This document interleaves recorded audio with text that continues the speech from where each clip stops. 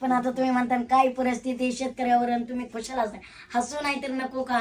अहो मला सांगा, नेत्यांना घरं कसली आहेत?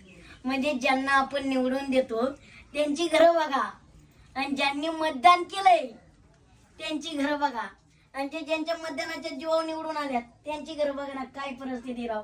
आज एकही नेता या गावात यायला तयार नाही, आणि मत मागायला निवडून द्या निवडून द्या, आणि आज एकही नेता या गावात यायला तयार नाही. काय हा? घरात येत नाही, मग नेते येतात फक्त रस्त्याने येतो आणि नदीला जातो आणि तहाच माघारी येतो. घरात येत नाही. या जनतेचे प्रश्न बघा. आजी एकटी त्यांचं घर खराब झालं म्हणजे समोरच्या घरात असेल त्या घराची तीच अवस्था झाली. बरोबर.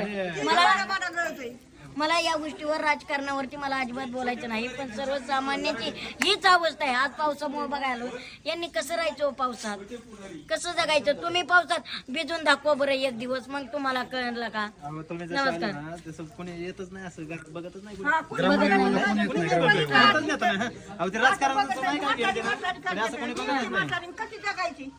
म्हातारीने अंगठाच नाही द्यायचा, आता अंगठा द्यायचा नाही.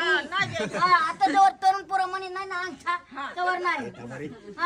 आता हेच करावं लागेल. आता इथून पुढे जर एखादा नेता गावात आला ना, अजिबात नाही, विकास दाखवा आणि मग मत मागा.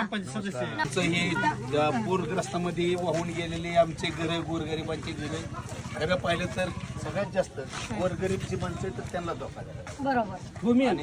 आणि त्यांना जमीन नाही काही नाही अशा लोकांचेच घर आज पाण्यामध्ये गेले या पुराच्या ह्याच्यात. आणि खरं पाहिलं तर ह्यांना जी गरज आहे ती तुमच्या सगळ्या छोट्या माणसांनी ह्या ठिकाणी येऊन आमच्या गोरगरीब माणसांसाठी काही का होईना फुलाची पाकळी या ठिकाणी दिली, त्याबद्दल आम्ही निंबोडीच्या वतीने आमच्या गाव ग्रामस्थांच्या वतीने आपलं खूप खूप आभारी आहोत. धन्यवाद. मी एक शेतकरी पुत्राचे, त्यामुळे तुमच्या बरोबर मी कायम उभा आहे, कायम करेन, काय तुमचे व्हिडिओ कायम बघायचो मी दहावीला असल्यापासून. बरोबर.